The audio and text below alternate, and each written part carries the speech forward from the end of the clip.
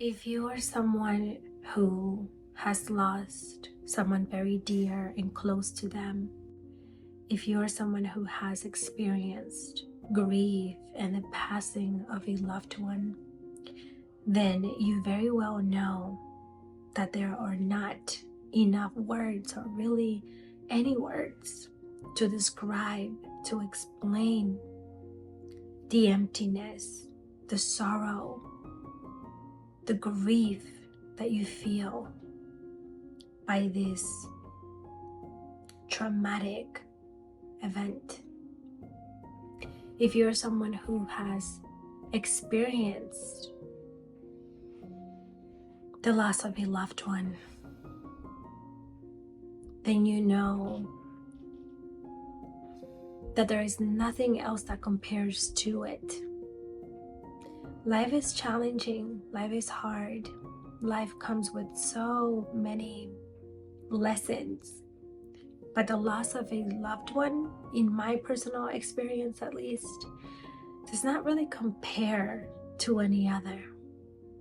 Not to a breakup, not to giving birth, which is a lot of excruciating pain in your physical body. Not to someone betraying you, because when you lose someone, when they pass on, there's a part of you that feels like died with them. And yeah, life goes on. You learn to laugh again, you learn to smile again.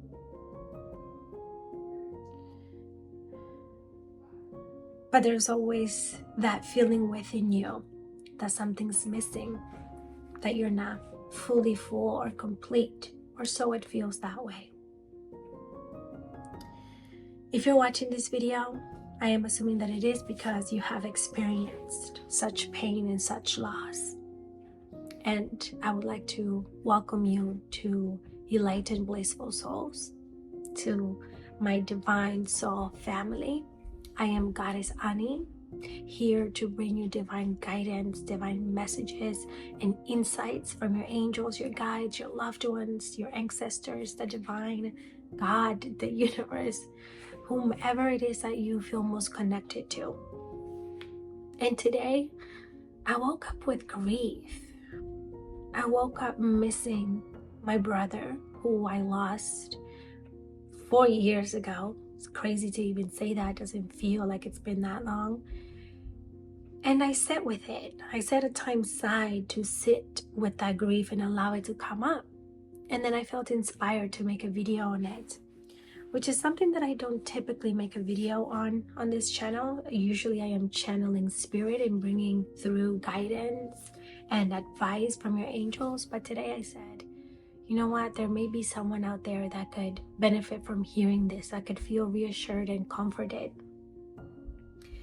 And to also put this even into more perspective, or just for you to feel even more comforted, I am a psychic medium, meaning that I also connect with past loved ones. I also do readings where I connect with a past loved one to bring validations, to bring confirmations from their loved one. So I'm not just speaking to speak with what I'm about to say. I'm speaking from experience, from the many times that I have connected with beautiful souls that are on the other side, hoping and looking to connect with their loved ones, okay? Because I have messages from your loved ones that I want to deliver to you. If you're on the journey of grief, then you know that it comes in waves, waves that are unexpected, waves that are bigger than other, waves that are instant, waves that last days, sometimes weeks, sometimes, or maybe just a moment. It could be that you're driving, not even thinking about it. Your mind can be somewhere else, completely different, and all of a sudden, it's as if a truck hits you.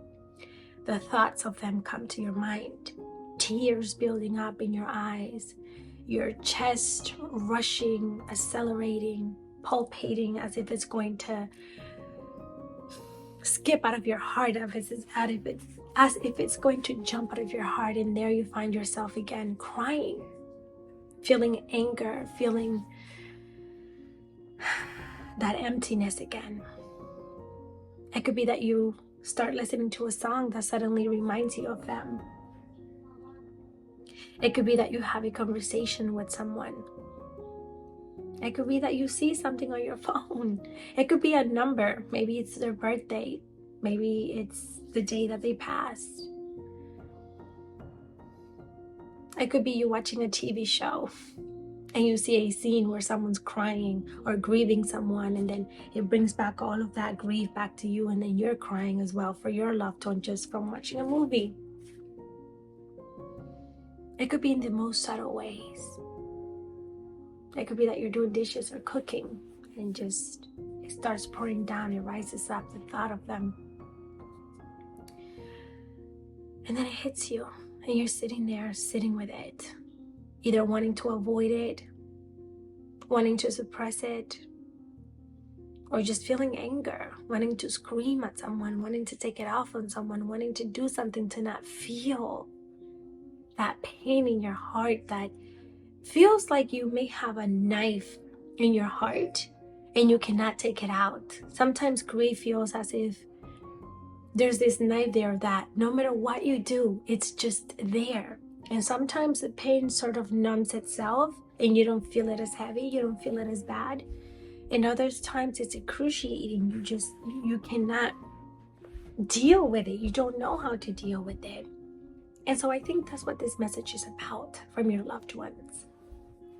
They want to remind you that grieving comes in all forms, and your grieving is valid. It may take you 5 years, 3 years, 10 years, and you may still be grieving. It might take you less. There are people that lose loved ones and, they're over it quicker. There are people that scream and shout and others that don't show emotions. There are others that like to talk about it and others that don't. And all is valid. However, what your loved one wants to bring forward is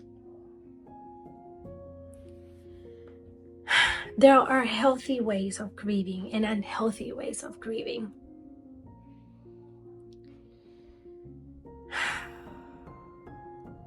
And your loved one does not want you to fall into the unhealthy way of grieving, meaning going to substances to cope and numb yourself, drinking, smoking, doing things that could harm you or harm others, doing things that ultimately don't help alleviate the pain, but instead your loved one wants you to give yourself the space to feel, even for as uncomfortable as it is.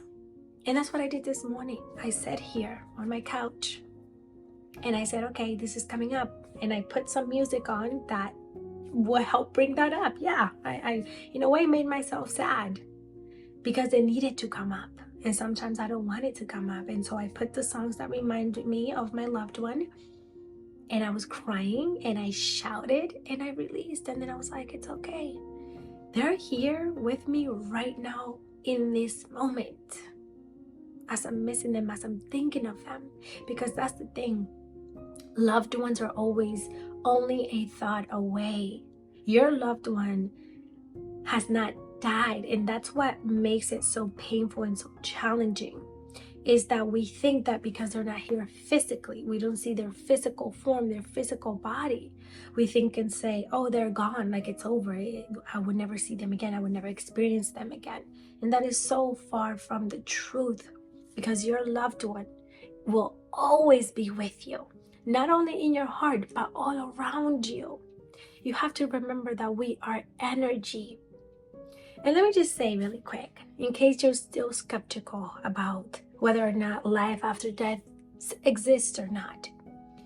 And I used to be that very much. This is actually what got me into the spiritual journey. It's the fact that I did not believe that you could, that it was really, like, I did not know if we actually live on after life. And so I wanted to find out for myself. And that's how I got into mediumship. And how could you explain a stranger, for example, like myself, connecting with you and your loved one who I've never met before, right? So when I do readings for people on mediumship, I've never met them, never heard about them. All I get is their name, and that's all. And from their name, I'm able to describe their personality. I'm able to describe what they were like when they were here. There's so many things that come through, like significant dates, how they passed, things that they wish they would have said to their loved ones, incident memories. I mean, there's so many things that come through about that person that you will be able to relate back and say, oh my God, yes, they were like that. It's not like I'm just giving random things. And the reason that I'm sharing this is because how do you explain that? How can I, someone who never met your loved one, be able to give you all of this information about your loved one and for you to resonate with it and say, oh my God, yes, they definitely loved food, or they were very funny and they were very extroverted. They love to talk to people, 111 on the timer. All of these things, right? That resonate with them specifically. How would I know that? I know that because I'm connecting with them, because their consciousness, their physical body may not be here anymore, but their consciousness is here.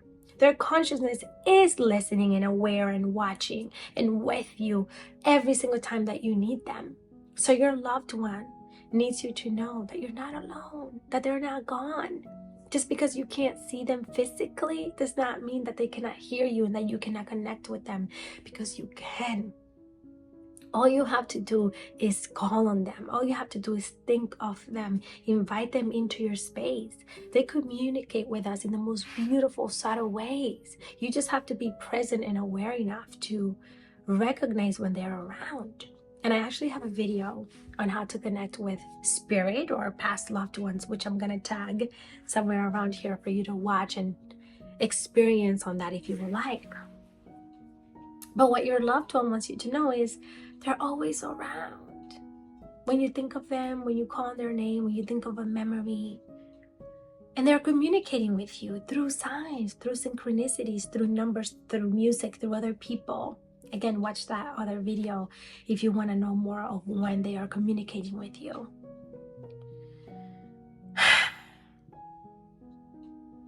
And we just have to remind ourselves of that they are always around, because they are.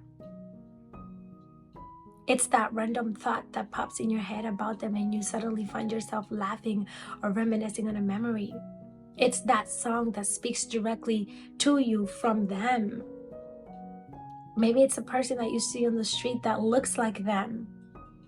Maybe it's a feather that you found on the ground. Maybe it's the repeating numbers, seeing their birthday often. Maybe it's just a presence. Maybe it's just a feeling. You feel this random warmth. You may feel a random feeling that something or someone is around you. Maybe it's even like electrical interference. Maybe your lights keep flickering. And funny story here. My brother, he used to be very goofy, or he is very goofy. I don't like to say used to, because that sounds like it's in the past and they're not that anymore. And I believe that they're still just that. They're still their own person. Their consciousness, who you knew, whoever your loved one is, that person that you loved, whether they were funny in this, they're still that, just in a more loving way, in a more evolved way. My brother was someone who is very goofy, and when I would shower in the bathroom, we would be showering, he would constantly go in there and turn on and off the light, or turn it off. That's something he would do just to mess with us. Like, as we were in the shower, like, oh, turn off the light, and walk out. And it's like, oh my God, turn on the light. And so oftentimes a way that he communicates with me now is through flickering lights. I don't know how many times my TV will randomly turn on and I'm like, oh, it's Ray. Hey, Ray, you know? And that's it. I just communicate with him through the subtle ways that he reaches out. You just have to be aware. Maybe it's finding certain things. Maybe it's their favorite color, something that stands out with their favorite color. You just have to pay attention and see that they're here. But your loved one wants you to know that it's important for you to process. It's important for you to give yourself space to feel. Whether you journal about it, you can write them a letter. Whether you scream out, safely, of course. Whether you just cry and allow yourself to release all of that. because they love you and they want the best for you.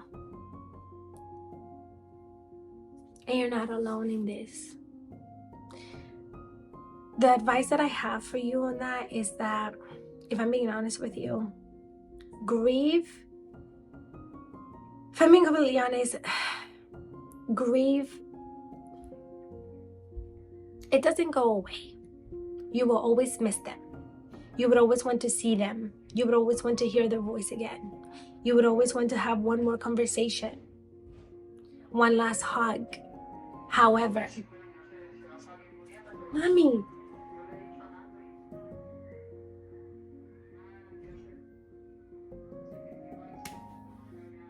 eso está muy alto.